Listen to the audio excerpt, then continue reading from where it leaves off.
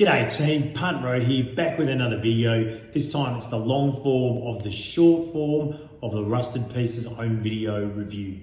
Really excited to be talking about this one, and I've actually got my copy here from back in the day. That was mine when I was just a little junior burger, little Megadeth man way back when.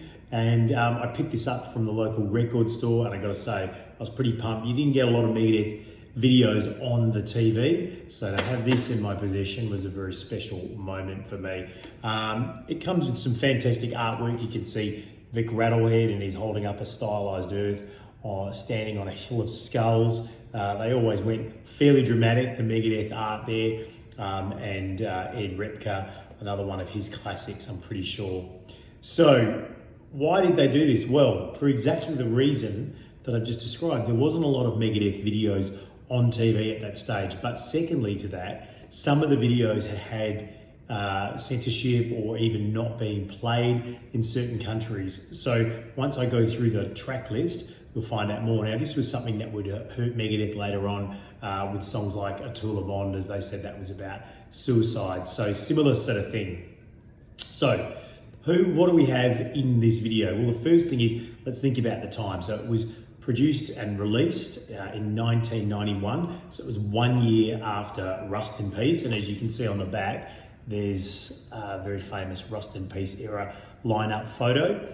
Megadeth were riding high. They just brought in Nick Menza on drums, and obviously Marty Friedman, the brilliant guitarist, on lead guitar.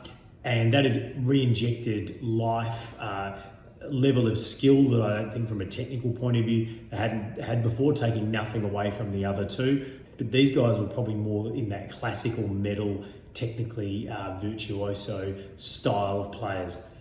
They came in at a critical moment where Megadeth's So Far So Good So What had probably been somewhat underwhelming, certainly from sales, even if it is a great album, and they needed to produce, and they hit the mark with Rust in Peace big time. So a huge seller for them. They started packing out concerts, going to a variety of different joint shows and arenas, and all these sorts of things were starting to happen for them. Even if they weren't headlining, they were certainly a part of it. And when they did headline their shows, there were very big crowds there.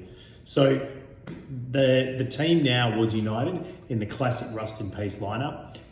Dave produced this, and it was a number of videos. Those videos were Peace Sells But Who's Buying, Wake Up Dead, In My Darkest Hour, Anarchy in the UK, Holy War's The Punishment Due, and Hangar 18. Now, interspersed between those songs was commentary, Dave Ellefson and Dave Mustaine.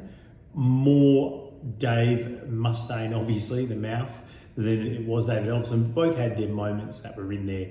Some of them I probably can't repeat because I don't think YouTube would like it too much with some of the comments that they were talking about.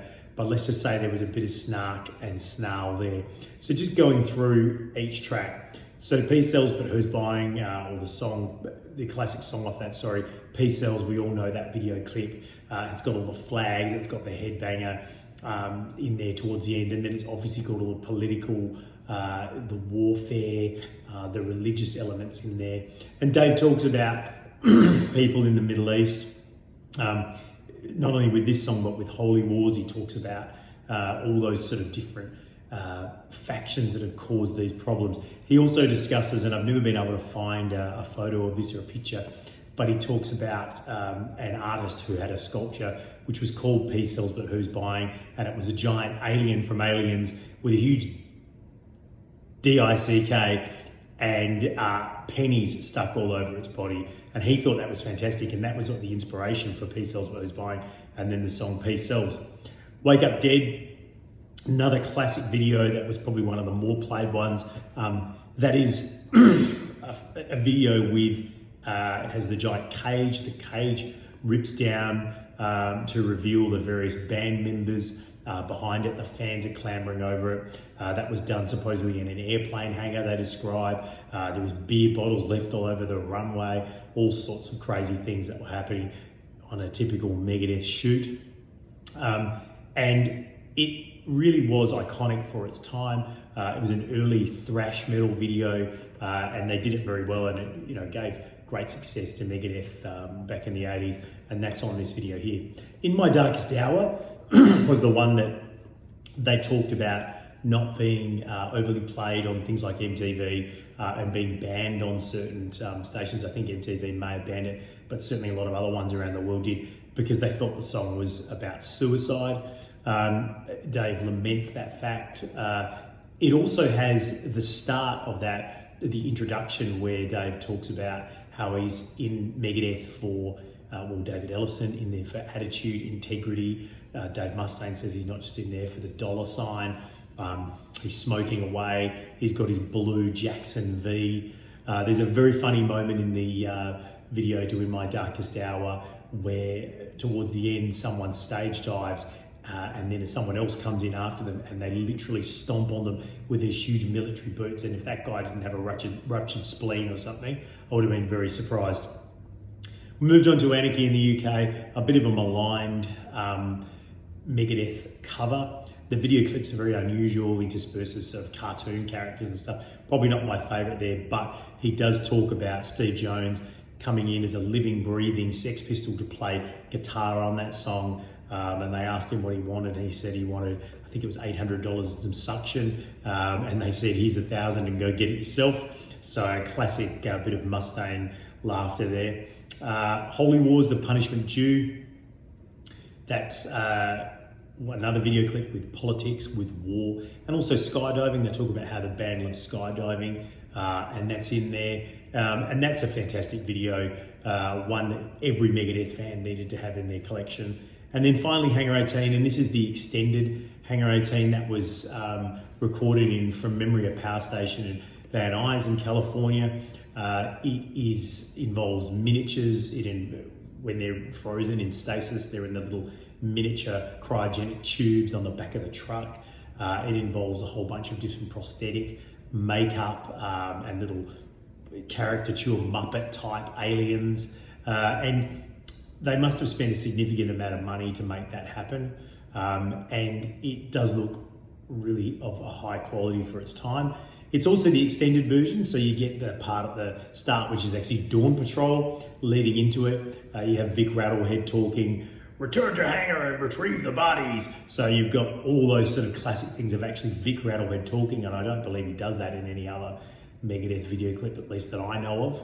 And that is, once again, a fantastic video clip and well worth having on here. Some of the other commentary. So in My Darkest Hour, he talks about the decline of Western civilization, part 2. Penelope Spheris was involved in directing that movie and also the video clip for In My Darkest Hour. And he says it had the perils of being associated with other SH1T bands.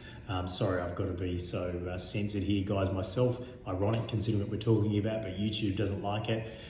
He talks about 2 women who he describes as pig dog women, and the only place I could see them getting laid is maybe a prison or a kennel. Thanks for that quote, Dave, then. That's one of yours, no doubt. And then there's a bunch of other smart-ass comments that are in there. But you know what? That's what makes it so good. I think one of the other funny ones is when they talk about the filming of Hangar 18 and how Nick Menza didn't have a drink the entire day because it was so hot. He was playing drums, he was sweating out. And then Nick, in his sort of distinct style, turns to the camera and says, "What a bladder." Classic stuff. And look, maybe not as funny now at the age I am, but when I was 13 or 14, back in the day, I thought that was pretty hilarious. Another hilarious moment is when the cameraman says, Dave says, "Okay, we've got 2 new members of the band," and he points up here and he says, "We have Nick," and the cameraman looks at Marty, and then he says, "We have Marty," and he sort of, and he actually manages to work it out. So they get them confused. There's no doubt about that. A fantastic home video, brilliant for its time. I don't believe it's available anymore, or it should be. It is on YouTube, so you can go and check it out. And there's even the little Easter egg at the end where they've got tape all over their mouths and they're holding the American flag, and it's the Rock the Vote. That's all of Megadeth in that as a little public service announcement. So look, if you get the chance, I highly recommend, do yourself a favor, go and check out Rusted Pieces. As I say, it's on YouTube. Guys, just want to say once again, really appreciate your support on X, Twitter, and both also on here on YouTube, as well as Facebook and Instagram. I'm on all those. If you just look up Punt Road and Punt Road vids, you'll find me there. Please subscribe. Without your support, I can't make this happen. Like, comment, share. What videos do you want? Let me know. I'd love to know, and I'd love to give you guys, the audience, what it is that you really want to hear about.